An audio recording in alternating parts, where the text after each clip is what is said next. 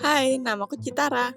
Apa kamu pikir orang tuamu adalah penguasa? Dengar ceritaku dan kamu akan melihat apa arti dari penguasa keluarga. Keluargaku berasal dari India, yang sangat mempengaruhi hidupku. Orang tuaku dulu memiliki toko di Agra, tapi suatu hari mafia datang dan meminta bagian dari keuntungan. Ayah menolak. Di malam hari, tokonya dibakar, dan orang tuaku berhasil keluar dengan selamat dengan ajaib. Mereka membeli tiket ke Amerika untuk memulai hidup. Mereka mendapat sebuah tempat di luar dari komunitas India, di mana mereka harus menghadapi dunia barat. Jadi mereka pindah lebih dalam ke komunitas, di mana mereka dikelilingi oleh kultur mereka. Ayah membuka sebuah toko lagi.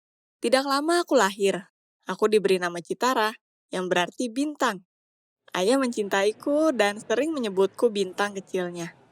Saat aku bertumbuh, aku menjadi lebih tertarik dengan budaya barat. Awalnya ayah tidak senang dan lalu melarangku untuk melanjutkan ketertarikanku dan bahkan memukulku. Dia tidak berusaha mengerti dan cemburu. Aku melihat ke sisi lain jalan dan ingin untuk tinggal di sana, di mana dua budaya bersatu dan semua terlihat sangat menarik. Segera aku bersekolah dan bertemu seorang anak laki-laki bernama Jacob. Kita langsung menjadi teman.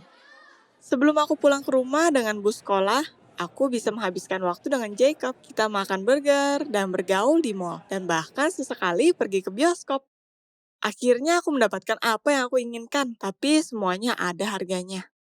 Aku harus mengerjakan tugas rumahku saat malam dengan sebuah senter di bawah selimut, karena aku bergaul dengan Jacob dan lalu aku menolong ibuku di sekitar rumah. Aku harus membayar anak-anak dari komunitas sehingga mereka tidak akan memberitahu ayahku tentang aku pergi dengan Jacob. Aku harus mempelajari tradisi pernikahan India dan itu membuatku tidak punya banyak waktu untuk pelajaran sekolah. Segera aku harus menghadapinya. Wanita di komunitasku tidak begitu memiliki masa depan, kecuali menjadi ibu rumah tangga. Ini bukan yang aku inginkan untuk diriku, dan Jacob mendukungku. Kita mulai berkencan. Dia memutuskan untuk berbicara dengan ayahku karena ayahku tidak menyetujui pilihan anaknya. Tapi Jacob salah. Ayah melarangku untuk pergi ke sekolah. Jacob datang berkunjung, tapi pria dari komunitas kami mengusirnya. Orang tuaku segera mencarikanku guru homeschool. Tanteku, ayah menginginkanku untuk mendapat diplom. Berkata tidak ada seorang pun yang ingin menikahi wanita tak berpendidikan. Awalnya aku tidak kagum dengan tanteku, tapi aku tidak tahu bahwa dia sangat keren. Dia berumur 25 tahun dan tumbuh di komunitas kami. Kita membaca, menonton film bersama, yang tidak diperbolehkan di keluarga kami. Dia bahkan memberiku HP untuk berbicara dengan Jacob. Kita menjadi teman baik. Lebih dari itu, kita menjadi kerabat terdekat.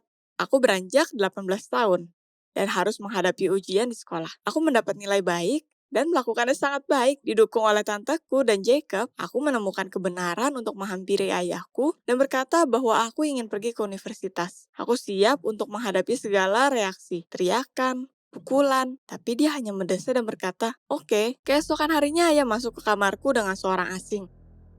Mereka mengusir Tante Jasmine dari rumah kami dan melarangnya untuk datang lagi. Aku menangis dan memohon untuknya, tapi ayah tidak berkutik.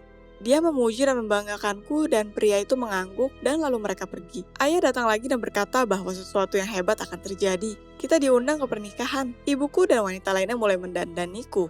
Ketika aku bertanya mengapa, mereka berkata lagi, itu adalah pernikahan dari sepupu jauh dari India dan pengantinnya ingin tamunya berdandan khusus. Dan tidak, teman ayah tidak menatapmu. Dia adalah dokter dan hanya ingin mengecekmu. Aku menjadi takut dan berusaha untuk pergi, tapi aku dipaksa untuk tinggal. Seorang wanita yang tidak kukenal masuk dengan sebuah kotak perhiasan. "Di mana Citara? Aku membawa perhiasan pernikahan," katanya. Semua orang melihatku dan itu menyadarkanku. Aku dipersiapkan untuk pernikahanku. Marah, aku mendorong semua orang dan bergegas keluar. Wanita itu mengejarku. Seketika aku melihat Tante Jasmine keluar dari mobilnya. "Tolong aku!" Aku berteriak, tapi dia kembali masuk dan menyalakan mobilnya. Aku jatuh. Seketika mobil Tante Jasmine ada di sana di sebelahku. "Masuk!" dia berteriak, dan dalam beberapa detik kita berada jauh. Tante Jasmine berkata, kita tidak akan kembali. Dia mengaku dinikahkan paksa dan bahwa itu keajaiban dia bisa keluar dari perbudakan pernikahan. Dia beruntung, dia diterima kembali karena ayahnya mencintainya lebih dari dia mencintai tradisinya. Kita tinggal di motel untuk sementara. Aku mendapatkan beasiswa dan Jacob dan aku pergi ke universitas yang sama. Tante Jasmine memiliki tempat yang tidak jauh. Aku mempelajari budaya India di universitas dan memutuskan untuk menjadi spesialis di pelajaran Asia. Budayaku sendiri menjadi lebih dekat denganku daripada sebelumnya.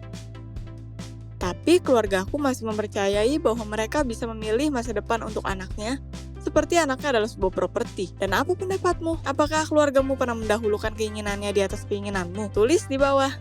Jika kamu menyukai cerita ini, tekan like supaya lebih banyak orang yang melihatnya. Subscribe ke channel kami untuk melihat cerita baru lainnya.